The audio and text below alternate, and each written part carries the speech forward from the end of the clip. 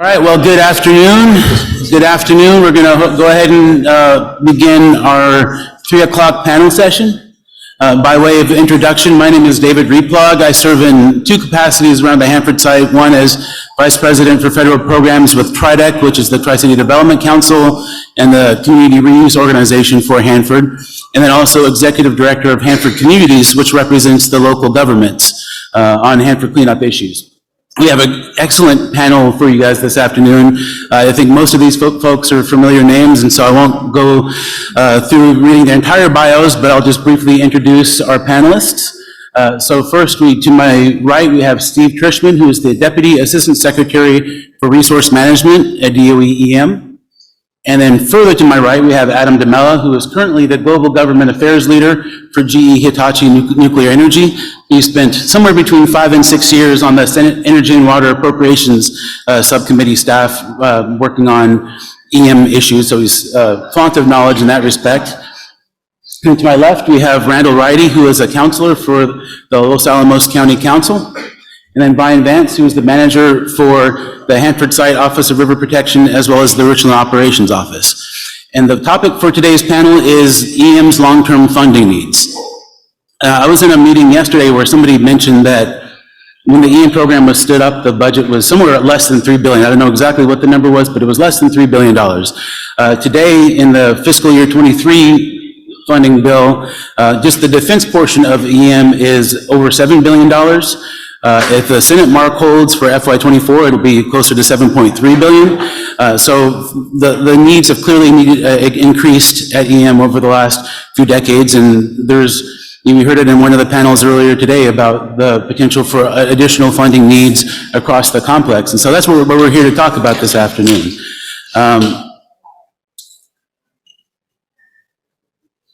One thing I wanted to mention too is that just last year there was really, I think, sort of a nationwide effort to kind of begin the conversation about EM's long-term funding needs.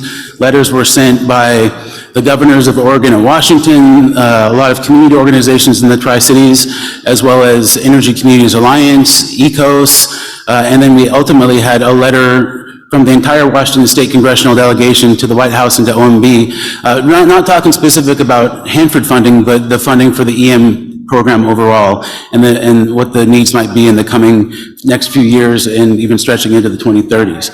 And so our goal is to have this be a very interactive panel. Please do not hesitate to get up and ask any questions along the way if you have any, and otherwise we'll leave some time at the end for any questions. But to kick things off, just to kind of establish a baseline for everybody, I think many of us are familiar with the DOE budget process, but Steve is the expert at it, and so I was going to ask him to sort of just share with us what the DOE budget planning process is. I know it's multi-year, and you're working the current fiscal year, next year's, and looking further out. So can you just kind of give us an overview of how that works? Sure, absolutely. Yeah, we're always working on 3 budgets simultaneously, right? So we're executing or just about finished with FY23. So we're trying to position ourselves going into 24, but we're in that execution year, right? We're waiting on the 24 budget. That's on the Hill, so it's with Congress. We're waiting on their final funding decisions. And then we've submitted, we're prepared the 25 budget, and we're getting ready to submit that to OMB. This winter, we'll put together the 26 budget. It's hard to believe, right? Just so many, we're always working 3 different budgets, and a lot of times it gets confusing when you're talking about which one, right? But let me start with the 26, because that'll be the beginning of the process. So right now the field has their ongoing projects. They're looking at how things are executing. They have contracts in place, right, to do the work over, say, a 5-year period.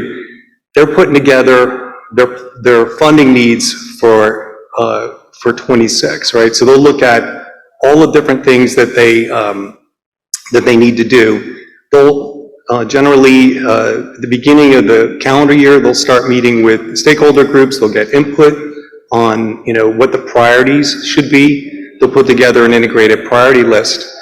And then we'll meet in the spring with the senior management at EM, and we'll get together in a workshop and we'll look at all of the site's budget needs and what that looks like compared to the budget that we know Congress is currently working on. And we have a sense of sort of what the range is that we're going to be able to ask for within the department or within OMB. So we put together that list and put together some different scenarios and look at the best way we can market that. So that's kind of how we get it ready to go. And then in the springtime frame, we'll get from the Secretary's office, we'll get some guidance about here's what you're able to request. So we'll go, when we make our case to the Secretary, we'll say here's what we'd like to have. It goes through, into the summertime frame. We get that feedback of what we're going to be able to ask from OMB. Then comes September, we roll out the budget to OMB, and we start going through in great detail with OMB on every aspect of the budget, and we answer their questions. We look at whatever additional information OMB needs. We'll set up extra briefings. In fact, one of the things we've been trying to do over the last couple of years as a lesson learned was, if there's technical issues and challenges we're having, brief OMB as far in advance as we possibly can. Keep them in the loop about what's going on, so that there's no big surprises when we get, when we get ready to submit the budget. And actually, the same would go with Congress, right? Make sure they're aware of kind of what our issues are. So then we'll get somewhere around the 1st of December, probably around like 10 o'clock on Friday night, we will get the pass back from OMB. And then we'll work late into the night trying to sort through the numbers and figure out how that fits and what the impacts are for that. And then we'll present that to senior management on Saturday morning so that they can go talk to the Secretary that afternoon, and we figure out what appeals we're going to request. We make and appeals, that's a high bar, right, to go back to OMB and appeal. The department has to put that whole thing together and make the appeal. So we go through that process, and then we get our final number, which we get generally in December, just in time for the holidays, to finish putting together our 500-page budget volume with all the tables, all the details, put together our budget briefing so that we're ready to get that. We have to get that all cleared through OMB. Then we're ready to go over to the Hill and brief our budget. So generally, early February is when the budget rolls out. Some years it's been later, depending on what's going on the Hill.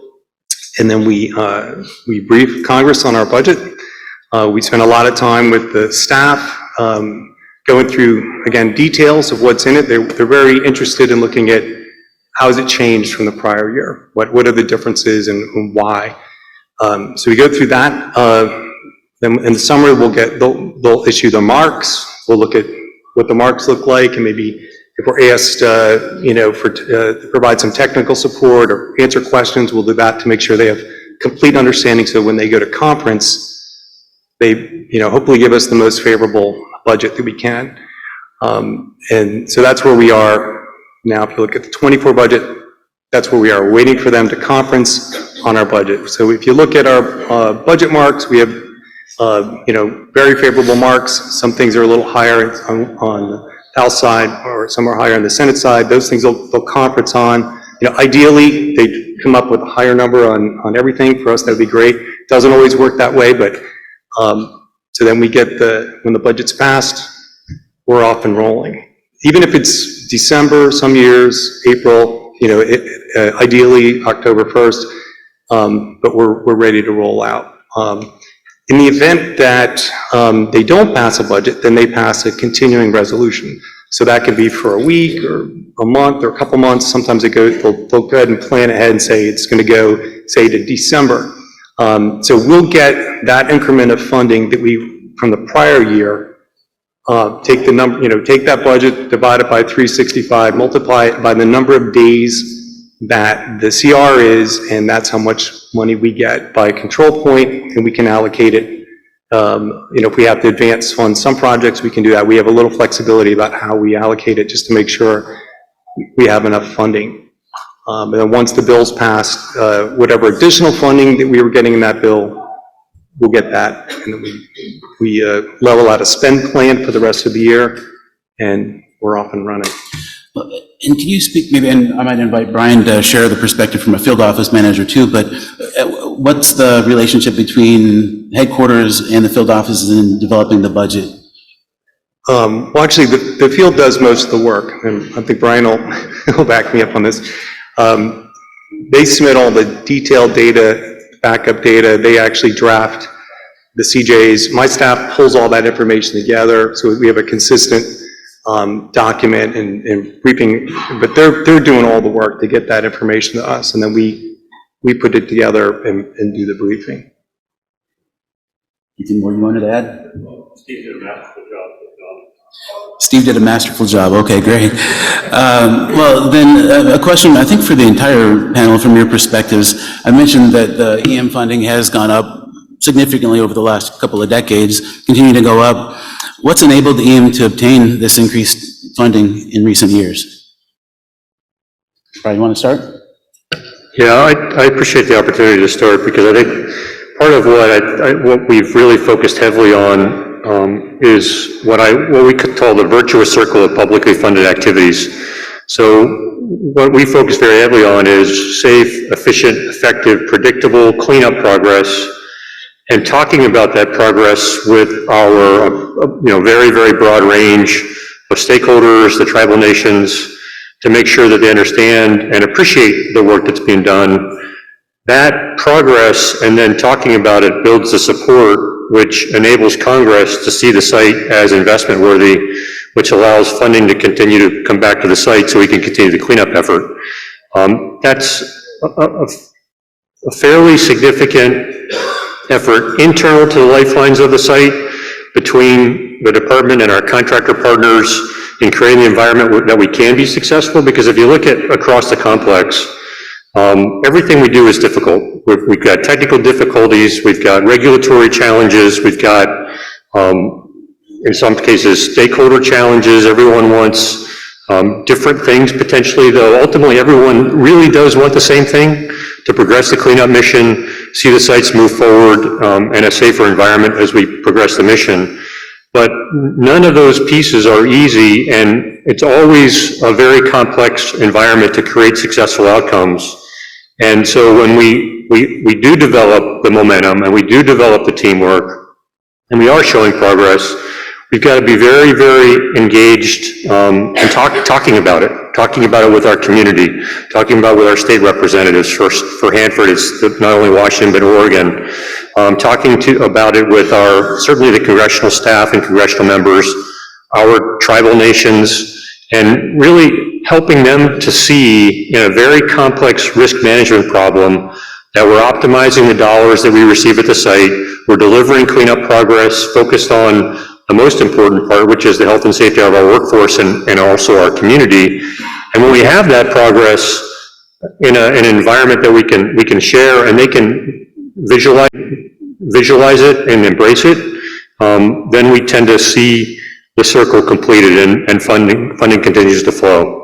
That was more difficult during the pandemic because we didn't get folks out to the site as much as we wanted to. We created a virtual Hanford tour that we could use in various venues to help people see what progress is being made. And then once the pandemic started to lift, we've really encouraged lots of people to come out to the site and see it, because people, even in the state of Washington, think they know what Hanford is, but if they've not been to the site, they don't know what Hanford is.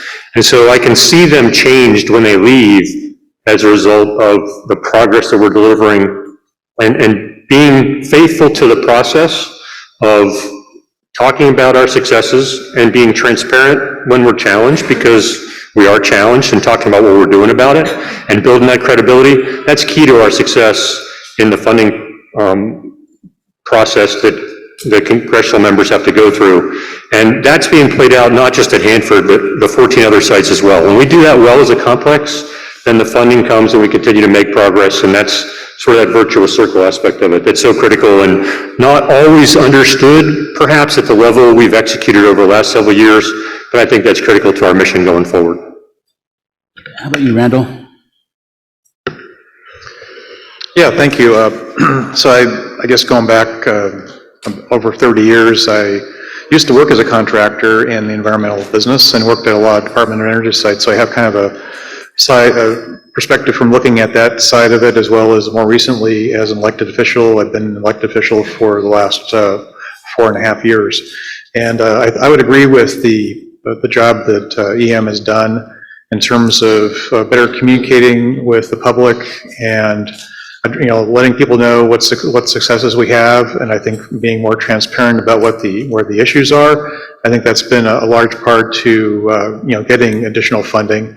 I think it's also better understanding the complexity of the problem, I think, than it was maybe 30 years ago. And I think those are the two main things I wanted to add. So thank you. Steve, you have anything more to add? Well, I'd like to think that we've been getting more money because of the nice, crisp, 500-page budget, president's budget document we've been sitting out, but I know that that's generally used as a doorstop. I don't think they actually get hard copies of it anymore, but... Maybe Adam can help with that one. But I'm a dinosaur. I want my hard copy. But it's really, getting strong congressional support. I mean, we've been really blessed to have strong support of House and Senate and bipartisan, and having, committee members that really deeply care about this program. I mean, you got to have that as a sort of a bottom line. But for them to make the case, well, we have to have the performance. We have to be able to demonstrate we can do what we're going to say, what we're saying we're doing. So that comes down to, I think, first of all, I think our management's done an excellent job of laying out a 10-year vision. This, and here's what we're going to get done this year, and here's what we're going to get done over the next 10 years, and then updating that every year. At least it gives people a clear, clear direction of where we're going. And then, having our contractors be able to execute well, right? So we have to support them in doing that. They need the resources to do it. Obviously, we heard in the last panel, that's a challenge, having sufficient resources. So making sure we can do that so they can perform, so we demonstrate we're a good investment. Okay, great. This conversation reminds me of one of my earlier bosses when we used to go up to testify, I would sit in the back and smile and he would testify. My job was easier on those days, harder the week before. But he would always gripe about, why do all the members on the Energy and Water Committee care so much about EM but not about naval reactors and what we're doing? And I'd remind them of two things. One, if they're generally not asking friendly questions. So if they're not asking you questions, we're in a good place. But the second part was, why are they so interested in EM? And I told them, what's more a political play than naming your accounts after places? Right? If you go through and I always read those books. I mean, again, I'm a dinosaur. But if you look at the EM budget, every line is a place. Every place has a congressman and 2 senators. You read through the rest of the national security budget, at least, you can't tell half the time what the work is that funding goes for. So that helps, right? The other thing I would tell you, and I've seen an evolution of this over the time I was on the Hill, and I followed it only from a periphery since I've left, but I would say that the sites have collectively gotten their act together a little bit more each year, right? Now there are, and no, don't ask because I'm not going to name names, but I think there are some sites that are really good and some sites that are decent and some sites that are just okay, but it's really about, can you come in and articulate a plan? Right? If your level of effort, then it's easy to cut you. It's easy to keep you flat, and if I have an extra $1 or $2, sure, I can throw it your way. But if you come in and you have discrete deliverables, right? For this many dollars, I can get this done in this amount of time. That's someone said earlier, investment worthy, right? That's investment worthy. If you say, well, for another $1, I can buy another $1's worth of people. No, I'm not interested, right? And the other part is, I want to be able to go to your site year over year and see real progress. Show me something. And I know these projects, we don't do anything quick, and we're talking about projects that have decades-long, lifespans. But that doesn't mean there aren't small things along the way that happen, and deliverables, and things that you can tangibly say, yep, that got done. Or, you told me that you were going to get that done in 3 years, and I gave you money, and now it's 3 years later, and it's done.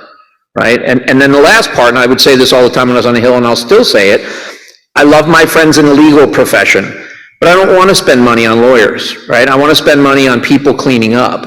And so it's often the case that the places where the site, the federal people, the contractor, the city, the EPA, the state, where everybody is working together on the same stuff. If you want to spend all your time fighting, then you're not cleaning up. And those things have all gotten better, I think, over time, and the better they get, the easier it is to put funding here. Because it's still very much the case that every dollar we spend on EM, we're not spending on something else. And that's not just within the 050 money and the energy and water bill, but it's across the government, it's across the country. Well, and kind of to follow up on that point, I was going to ask, what has driven Congress's kind of willingness to increase funding over the last few years? Is it because we do have those key members in both the House and the Senate that really care about it, or is there a growing recognition of the importance of the work, or is, as you alluded to, maybe some of the sites are getting their act together better? Yeah, I think it's all the above, right? It's the members are there because they have these sites, right? Like you don't tend to see people on energy and water that don't have energy and water concerns in their district or their state. That's true across all committees, right? But it's also, I can tell you, as someone who was sitting there, helping recommend how we doled out the money, when the members would come ask, I would say, hey, these guys come in and they go like this, but they don't have a plan. So, sorry, the answer is no, right? We don't want to, as committee staff, you never want to harm, you want to facilitate, but you also recognize a couple things. I only have so many dollars to spend, and I'm going to spend it in the places where I can maximize the impact, and also, I have to be able to explain it. I have, they're getting older, they're teenagers now, but I always thought it was easier, I think, when they were little. But I always think to myself, I got to go home and explain this to my kids potentially, right? Are we just blowing up money and spending it on crap, or are we making real progress? And the members are going to support the work, but it's way easier for them to support the work when the work being done is being done well and it's meaningful work. And I've never used the word virtue related to EM, but it does make sense, right? Cleaning up is a good thing to do, right? That part's easy, that's an easy check mark. The next part is, if I give you $1 and I give him $1, who's getting more work done? I'm gonna spend the money where it's getting done. Yeah. So maybe I'll start with Steve for this next question, but anybody else, please feel free to jump in as well. But Steve, can you talk about what you think are going to be the major cost drivers for EM over the next 5 to 10 years? Sure. I think one of the ones that we actually heard from the corporate leaders was inflation, and what that does to really our infrastructure costs, or cost in general of doing business, right? If it's nominally an $8 billion budget, if inflation went from, over the last 10 years, it's been about 2%. The last 2 years, it was around 7%. I think it's back down to 3% this year, which is great news. But those 2 years at 7%, which is 5% more, right? That's $400 million. So in 21, it went up $400 million. In 22, it went up another $400 million of our base costs really are being absorbed by just inflation.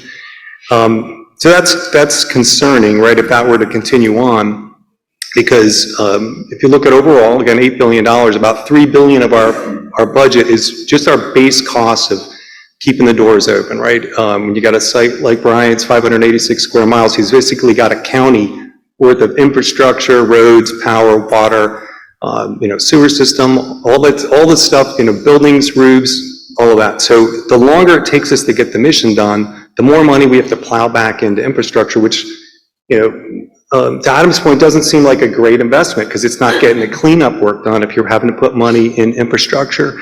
But I don't think it's a secret. EM is, our contracts have been set up to incentivize the cleanup and get the cleanup done as fast as possible. Generally, that hasn't been, plow money back into infrastructure, right? So we wait until we absolutely have to put money in.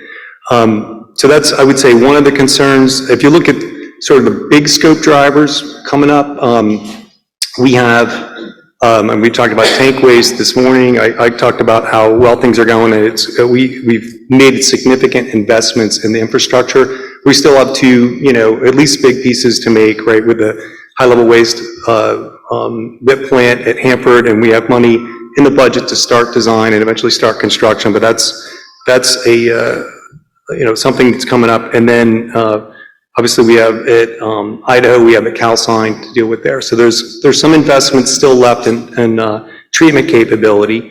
We also have excess facilities. So if you look at EM's responsible for about $12 billion worth of excess facilities. The rest of the department has about $3 billion. The rest of the department would like us to take those sooner rather than later, but we're going to have to fit them in at some point. When we have other mission needs, like with NNSA, we've taken on some excess facilities, like at Oak Ridge, we did the biology complex. At Los Alamos, right now, we're doing the ion beam facility, and at Livermore, we have the pool-type reactor and a bunch of other buildings that we've been working on to help those missions out. So we have to work those in, but there's more to come on excess facilities. And then, in-house, right, excess, one of our biggest excess facilities are our gas diffusion plants. So we had Oak Ridge, we're at the East Tennessee Technology Park. That was the K-25 site. That was the first big gas diffusion plant. Those are done, which is great news, right? Then we have Portsmouth with its 3 big plants. One of them's done, but we still have 2 more to go at Portsmouth. Then we have Paducah sitting out there. Paducah has 4 big plants, and they're next in the queue. Well, right now, if you looked at their budget, we can't start the D&D until their budget can go up. So somehow within that account, right, those D&D buildings are in the uranium enrichment D&D account. We have to find the funding. So it could be when these other projects finish up, like Oak Ridge finishes, but that's on the horizon, right, to figure out how to get that on the table. Great. Any other thoughts on that question? Well, I think more broadly, and what Steve framed is the job that Ike and Jeff and the leadership team at EM headquarters have to do is optimize the risk profile across all 15 sites. Each site has its own risks that have to be managed. They're sometimes unique and sometimes different. We end up doing a lot of one-of-a-kind, first-of-a-kind work that adds complexity to everything we do. But and I think the focus on talking more about our longer-term plans, not only at the EM level, but also at the site level, have helped people to see that there is a framework and a plan that we can go execute over time. But we also live in a fiscally constrained environment. So at the macro level, at the EM level, we have to be much more, I'll say, communicative about the challenges in all the sites that we're working across as a complex level. And within that, our leadership team finding ways to be efficient wherever we can in that. But also at each site level, you can't look at any individual site through an individual lens. We're focused on our infrastructure right now because once you have a melter hot, you want to keep the melter hot or it becomes a $40 million rock that you got to replace, which we don't want to happen. So we're working on, with the Bonneville Power Administration, to put a new power loop on to the site to make sure that the reliability of the power goes up. I've got a pump on the waterfront on the Columbia River from 1943 that's still operating. So the engineers are going, oh, what a great pump, right? And that's real, but I can't get parts for it. I can't fix it if it breaks. And so, those are the types of things that people don't recognize. And I can't execute I'll call it the sexy mission of the cleanup if we're not investing in the unsexy things like water, power, sewer, electrical, IT, roads, all those things that make the whole site go. And so we continuously have to look at our overall risk profile. The cleanup is a part of that, but it's not all of it. The infrastructure risk is a part of it, but it's not all of it. I'm down to 1 reactor on the river out of 9, plus the National Historical Park that we're in the process now of moving towards ultimately putting in safe storage. So it's all of those things combined and a groundwater program. So it's a 3-dimensional problem too. It's not only just air or land or soil, it's groundwater as well. We treat 2 billion gallons of groundwater per year with a B. So all of those things together, looking at the site as an enterprise, looking at it as a functioning entity that's got to look at across the entire risk spectrum and make the best choices we can in a fiscally constrained environment, that's the art and the challenge of a site like Hanford. And so everybody that comes to the table has a very different perspective on what they think is the risk or what they think is what we should focus on next. I've never been in a job where more people are trying to tell me every single day what to do, none of them accountable for the outcomes, right? Whether it's 2-letter, 3-letter, 4-letter, 5-letter acronym organizations, I've got between 10 and 15 organizations on the site at any one time evaluating different parts of what we do. But at the end of the day, the department's accountable. And so those choices that we have to make, working with Ike and Jeff and working with the other sites to make sure that we're doing everything we can within the limited funds we have to drive the risk down as efficiently as we can.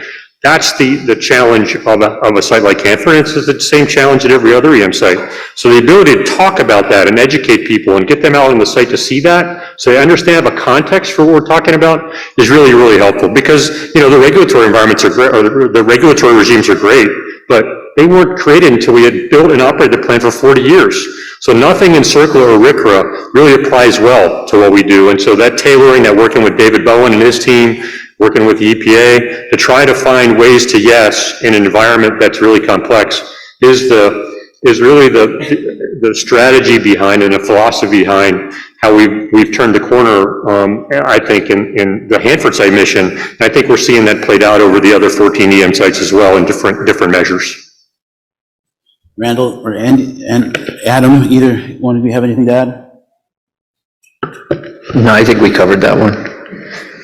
No, I just was gonna, I mean, I don't know how many times I've heard, you know, the funding and then the constrained budgets in the future, and then the fact that there's the overhead costs. So I think it's gonna become a more challenging problem than we've had. We've experienced the growth in the funding, but I think we need to be prepared for, you know, if it's even just flat, you know, it's a different environment. So I think I just wanted to make sure that was clear to everyone. Thanks. Well, to Steve's point, with inflation, flat funding is really reduced funding. But kind of as a segue from some of Brian's comments about all the assistance that he gets, from a community's perspective, Randall, I'm curious your thoughts about the role of local governments, communities, tribes, and other stakeholders in this entire process and helping to identify what the priorities are and engagement, advocacy, and that sort of thing. Yeah, thank you, David. So the thing that the local governments can do, in addition to as private citizens, we can lobby or advocate for funding for the program generally or for specific activities. And in terms of long-term funding, I think it's clear that you need to have long-term funding, and you have to have that vision about how to actually complete the work, or else it's you're going to have a non-functional program. So I think. Yeah, some of the things that occur to me when I think about this is just providing the context. So obviously we have, Los Alamos County has meetings with our federal delegation at least once a year. We have regular meetings with representatives of our legislators, and we have pretty frequent discussions, but in order to be really informed, we have to have that kind of dialogue with, you know, EM about what are their priorities currently, and it's great to have this initiative we have with the strategic vision, and so we're really looking forward to seeing how that comes to play and how that influences the prioritization. But among those things are you know, things like the risk of the sites, and then obviously there's the opportunities too. There's if we can have land cleaned up, then it can be reused. And we've heard also the term, you know, clean up to clean energy or other beneficial things for the community. We also have an active NNSA site. So that's another important factor, is that the cleanup supports also that. And so we're developing messaging for talking to legislators, just reinforcing that, reinforcing that we support the missions, all the missions there. And I think another thing that's come up, I've heard today and previously, is about communication. And so I think that's an important thing to have. And it's also to make sure that we're working to help inform the communities. We have opportunities to inform the public about the cleanup activities, priorities, concerns we have. Oftentimes, public hears just mainly about that 5%. We heard about that today too, the ones that are the problem ones. And those are the ones that show up in the news in Los Alamos and the region as well. I think some other things that are beneficial are to look at, you know, things obviously like Energy Community Alliance, so national organizations. There's also National Association of Counties, so groups that can put out statements that the legislatures will see and see that it's a priority for their communities, that the cleanup is important. We also have state organizations, and we had a regional organization also that was, I think, fairly successful in communicating that we had alignment, basically, of a lot of local communities in terms of having the same kind of goals. And this is dating back to about close to 20 years ago now. And so I think that's another important thing. Yeah, and I think the other thing that we've heard a lot about is alignment. So that's when you have alignment, it's really good, and it helps with securing more funding.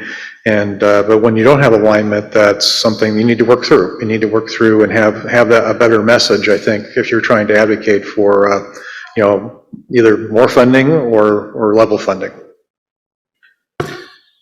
Adam, I'm curious about your perspective from being on Capitol Hill and the role that communities and local governments and tribes, their role in this, and what was most helpful for you in hearing from stakeholders. I think we just heard it. A lot of times folks would come in and they'd want to gripe and tell us why the department or the contractor or the state or the EPA was bad guy. And whenever they didn't have alignment, I would often tell them that you're better served going and getting alignment and then come see me when you've got it, right? Because my perspective was, I'm in the legislative branch, I'm not in the executive branch.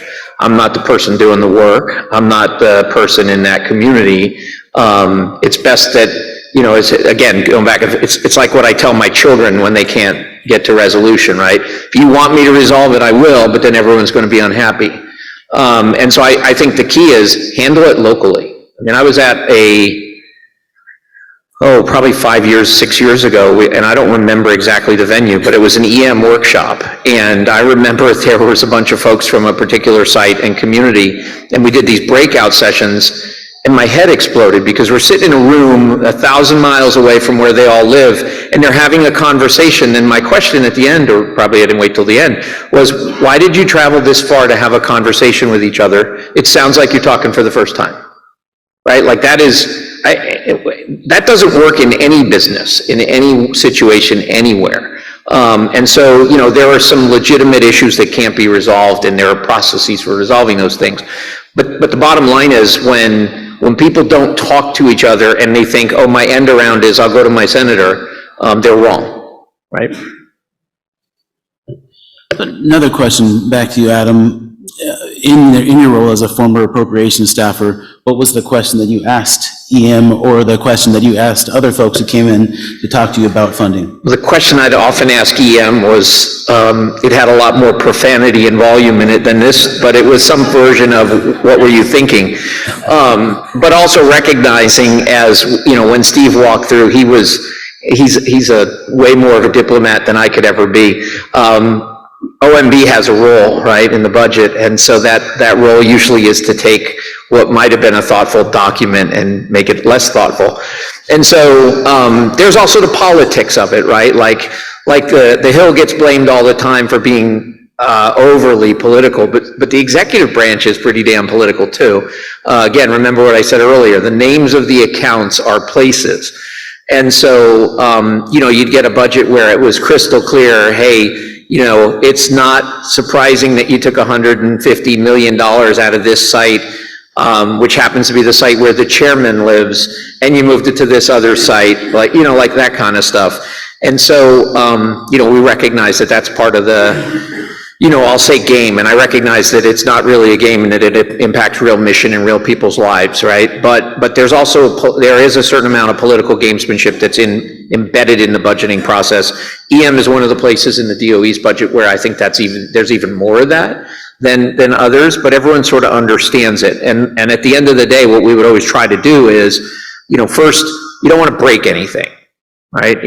That's always first thing. You don't want to, you don't want to save $1 today to cost $10 tomorrow. You don't want to have a place where you're laying off people. One, because, like I always say, that at the end of most problems, there are humans. Don't ever forget that. But the other part is, just if from a purely business standpoint, we invest time and effort and money into creating a qualified and exceptional workforce. And if you start screwing around with those people and their livelihoods, one, you potentially lose them because you didn't do what you needed to do. But the other is, at some point, folks say, hey, if I'm going to be on a roller coaster, even if it works out in the end, maybe this isn't the place I want to be, right? And that kind of matters. And then if I could steal the mic for just another minute for something that's only peripherally related, I'll say nice things about him because he's not here in the room, so it doesn't seem like I'm being a suck-up. But you know, most of you probably were here when Chuck Fleischman talked earlier today. You know, I looked at, and I reread before I came here today, I reread the budgets and the markups in the House and the Senate. And what we got out of the House this year is a truly exceptional mark, considering the environment in which we are working, right? The House and the Senate, obviously different. One's Democrat-controlled, one is Republican-controlled. There is more pressure, more downward pressure on federal spending in the House right now than I've ever seen, certainly in my professional life. And yet, we got a mark that's pretty damn good. Every account, I looked at it, and I can't speak for you folks in EM, but I looked at that and said, if that's where you end up, that's a pretty good place. And so I know some, so I know some things will be tweaked and some things will probably go up and not a lot of things will probably go down. At least that's my hope if there's a conference and how the conference should work out.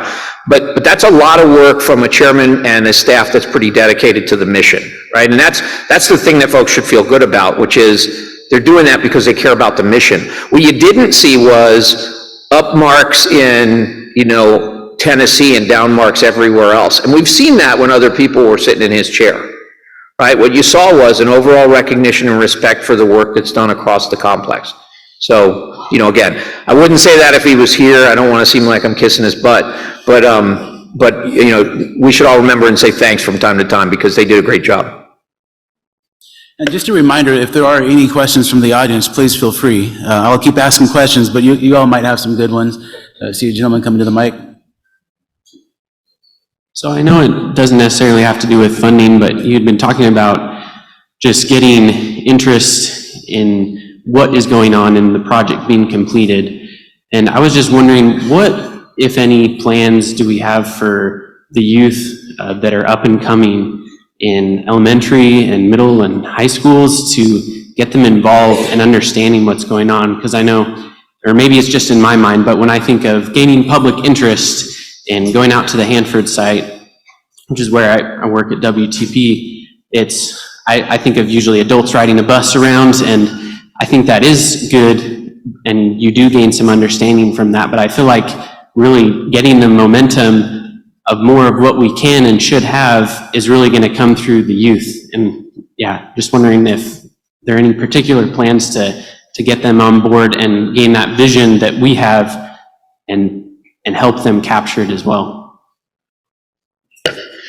Well, I'm glad you said you grew up in the Hanford area, so I was going to ask you where you grew up, so now I know. Well, I grew up in Portland, but living in Hanford right now. But yeah, I didn't know. I'll give you credit for growing up in the Hanford area. So, well, there's a tremendous amount that both the department and all of our contractor partners do with STEM program engagement, with community engagement, with special relationships with some of the area high schools. One of the best events I saw was we had Secretary Perry out to visit the site when he was in office, and we did the whole tour, and I could see Secretary Perry's kind of slowing down. So the last place we stopped was a mock-up for a facility, the 324 facility, and we had a bunch of high school kids in there wearing PPE and kind of going through the process of, the types of operations we do. And the secretary just lit up, and the energy of the students and the energy of the secretary, which is the energy of the Secretary of Energy, was really phenomenal. And the more that we can do that, the more that we can share what we're doing and how we do it on each of the sites and bring folks in a little bit earlier, that's part of it. The other part that we're really focused on very heavily is getting our workforce to recognize the special contributions that they're making to the community just by the work they do. We really, at Hanford, we've got about 12,000 badged employees. Every employee, when they go home at night, if they can talk about what they do to their families, we live in a community of about 300,000 people.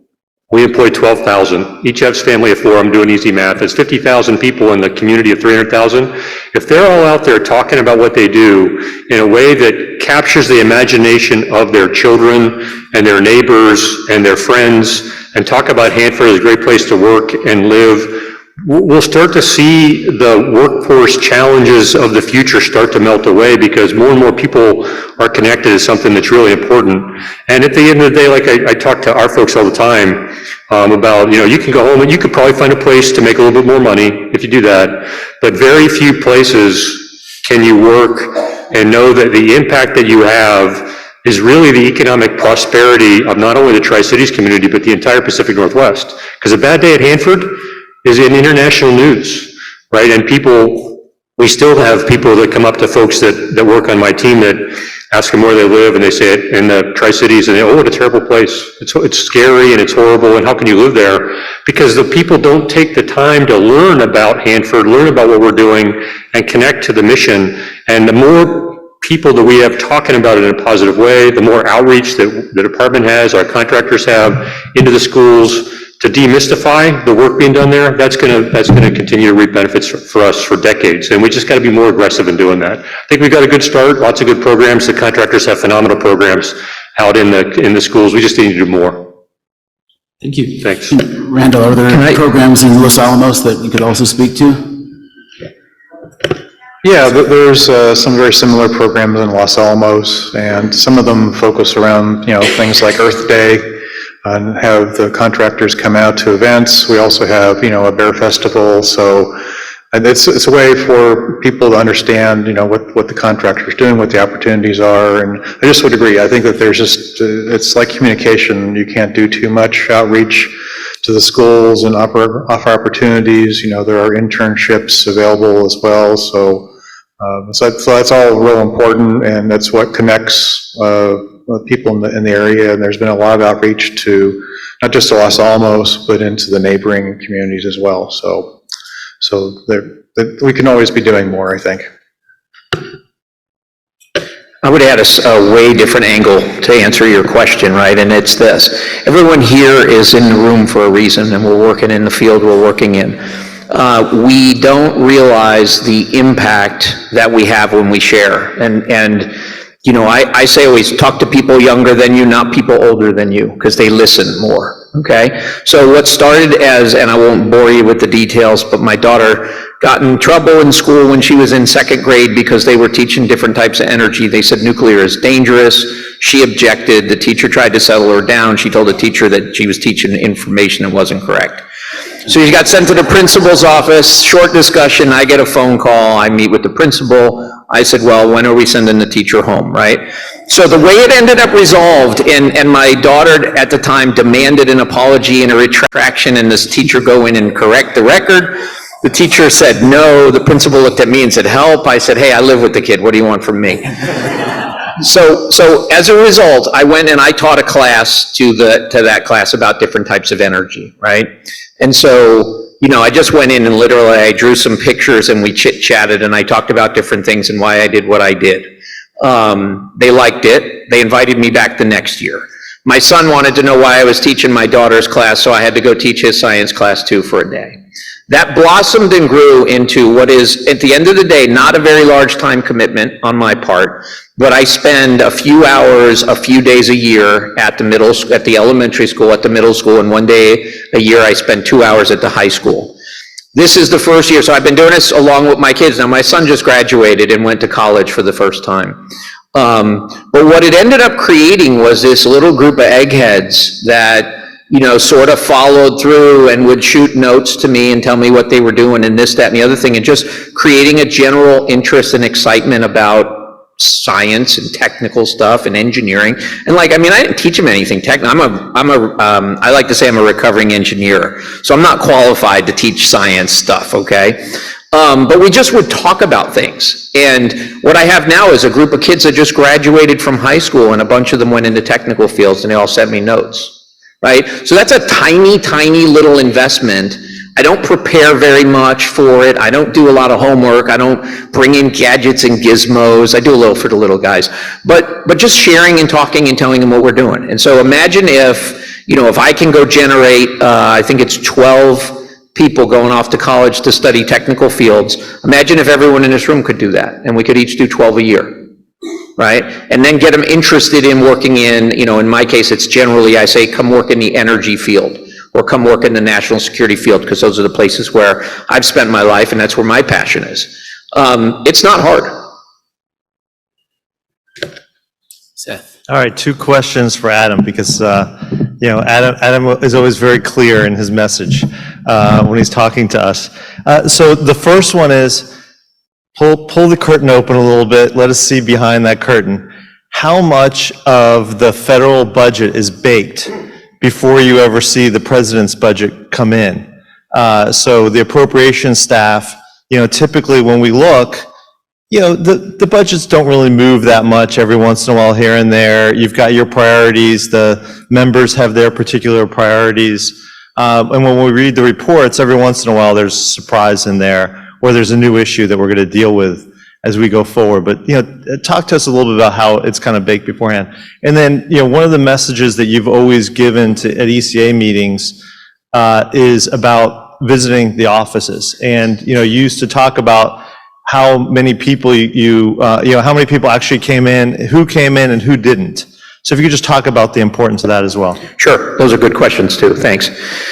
The first is, if you pull out a book on, which I don't recommend because it's pretty dry, but if you pull out a book on the federal budget, you won't get through the first chapter before they talk about incrementalism, right? So a lot of the budget is baked. And if you think about, let's just talk about EM, for example, it's a pretty safe assumption to say, site by site by site, year over year, we're always going to try to at least have you flat, right? We're going to try to have you flat plus whatever escalation you're going to have in wages and benefits, right? Because no one wants to create layoffs. Not politically, not programmatically, not from an execution standpoint, and then again, as I always think, not from a human standpoint, right? So that's most of the money right there. Then it's really is a question about, okay, do I have extra money? And if I have extra money, where do I put it, right? And the first question is, if it's defense-related funding, which is most of the EM money, do we need that in the weapons program? Do we need it in non-pro? Does it go to the Naval Reactors program? Does legacy management get some of it? What about, the Intel office? What about all the other, there's a couple little cats and dogs there that are 050 funded. Oh, and then, okay, now let's say it goes to EM, great, well, which state does it go to, right? And it gets right back to what we said earlier, which is, I always wanted to spend the money on something that I could say, yep, there's a real deliverable here. I'm gonna give you $100 extra, you told me you're gonna do X, Y, and Z, and when you come back and see me next year, that's the very first question I'm asking, right? Now, your second question, about visits, right? It's amazing the number of people and organizations that are reliant on federal funding that don't know the cycle by which the funding is approved. It's mind-boggling. I would have people come in and ask for a meeting a week after we marked up the bill, and they'd lay out a bunch of stuff that they were asking for. And I would always say the same thing to them, and I would say, great, so why don't you want me to save this now, or you want to come back and see me in January? And they would say, no, I need this year. And I'm like, well, if you need this year, then you needed to come talk to me 2 months ago. So it's crazy. It's mind-boggling. And it's not that complicated, right? The bottom line is, it's contorted a little bit because we have less, I think collectively, we have less respect for the established process where there's a budget resolution and where there's a budget that goes to Capitol Hill on time and a series of hearings and then markups and then conferences and all those things, and now we live by CRs, but at the end of the day, the budget goes up in February-ish, right? And that's when really the timer starts, and you may have a month or a month and a half, and it's really that period of time between when the budget goes to Capitol Hill and when the hearings are ongoing. That's a great time. It's a vital time for you to go visit with, your members, and you don't need to see the senators or the congressmen themselves, and if you do, that's great and it's nice, but it's important to go see the staff that work for them that make appropriations requests. It's equally important to do that even if you're not asking for more money. If you're really smart, you don't just go in and ask them. Like, the worst thing ever is when somebody sees a member of Congress at some event and says, hey, we really need $10 million for this. And you know what the member's going to say to you almost always? Sure, right? Awesome. And that person goes away and says, we got it, we got the 10 million. And then they're flabbergasted when it never, ever happens. And they're like, but what happened? You know, how can this be? It was one of the great things about working so closely with Senator Lamar Alexander, because he wouldn't say that. He would say, let me take your card and I'll have the staff call you. And then he'd be like, damn, that's why I'm talking to you, Senator. I don't want to have to deal with those staffers. They don't give us money. But you want to go in, and when you do, you want to give them a document that lays out your requirements so that they can listen to you when you're talking and not take notes, right? I used to tell people, give me your paper, give me, you know, what you want us to do. Send it to me the day before so I can read it, so we can have an intelligent conversation instead of you throwing facts and figures at me and hoping that I'll remember it or write down the right stuff. But you have to go do that, because we would take that information and take those inputs, and that's really the basis for the things we would change in the budget, right? So you get the federal budget, and as an appropriation staffer, you're doing a couple things. One, you're looking at the budget and you're checking what is different than last year, what went up mostly. Anything that went down, that's easy, we'll cash that check. What changed from what they told us last year the changes were gonna be, which is slightly different, right? So last year it was 10 bucks, this year it's 11, it went up 1. I go back and I check last year's budget table and say, oh, but last year you thought it was gonna be 12, now it's only 11. There must be a problem there. And so, you know, like you go through the budget and you look for places where I used to say harvest cash, right? You look for things that are in there that I can cut if I need to. And I'd have a whole table of things I can cut if I need to, where I think there's either not impact to programs or not political impact, and, you know, where the two intersect, someone's really in trouble, because that money I'm taking. And so if you go up and you sit down with the staff, they get a sense and appreciation for what you're working on, what you need, the fact that you understand their process, then you get a voice. If you don't do that, that staff doesn't go to the and you should see the appropriations committee too, if you can get on their calendars, right? But if you don't see those people and your issue isn't put on the table, then your issue doesn't exist. And like I said, the number of people that come in after the markup and ask for money, it's unbelievable. Also, don't go see them the week they're doing the markup, because they don't have time to meet with you. Don't go see them when their bill's on the floor, because they don't have time to meet with you.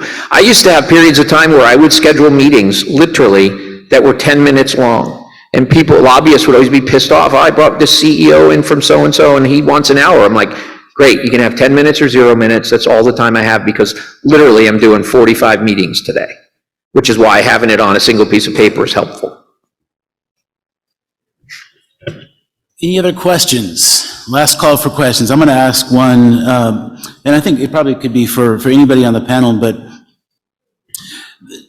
Brian referenced the kind of fiscal constraints that we have. And, you know, there's only so much money to spend on cleanup, and the risk prioritization is a big piece of it. But we also know that for a lot of cleanup projects, the longer you wait, ultimately the more it's going to cost.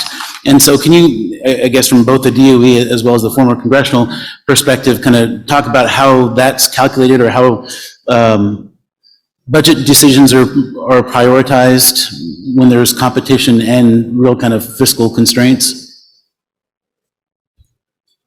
Sure.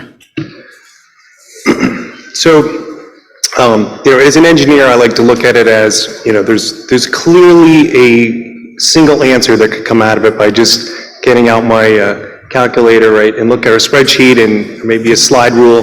But, you know, there's got to be like a one number answer. And a lot of times I will bring, like, here's from a cost perspective, right, life cycle cost, this will be the best thing. But usually management's got to look at it from a lot of different perspectives. Obviously, you know, as Adam mentioned, right, we're looking at what kind of political support, what's going to be the message, right? If we cut this thing that we've been advocating for again and again and again, and then we propose to cut it, it sends a bad message to the Congress and to the stakeholders, right? If we do that in the state. So a lot of that has to be factored in.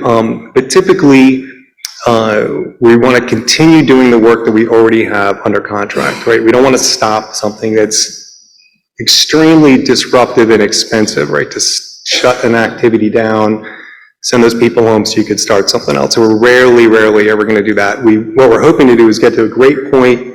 This work's done. Everybody's expecting that to finish.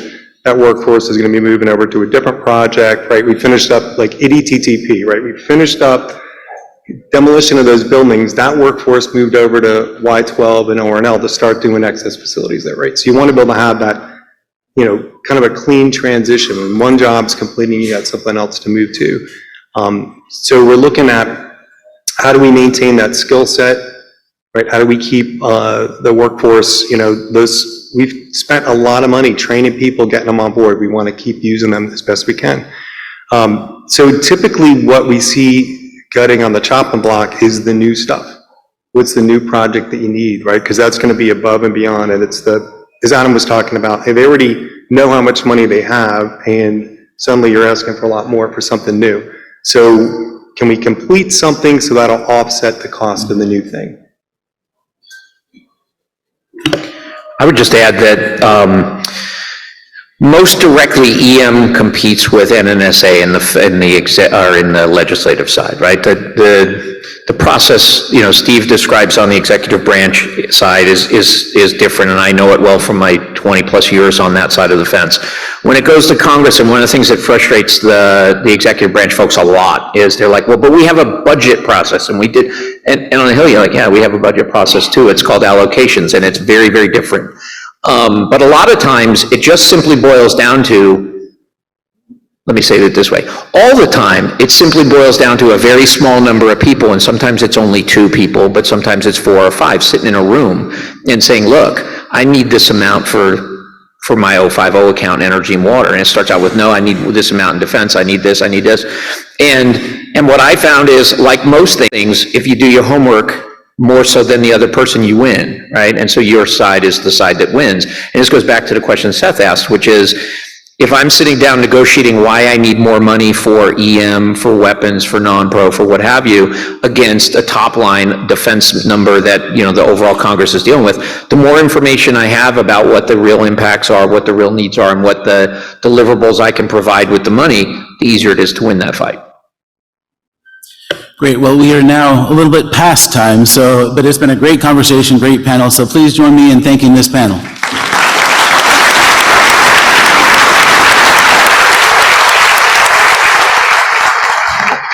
We'll hand it over to Ralph for the next panel roundtable with the DOE field office managers. And Brian, I guess you can just stay right where you are.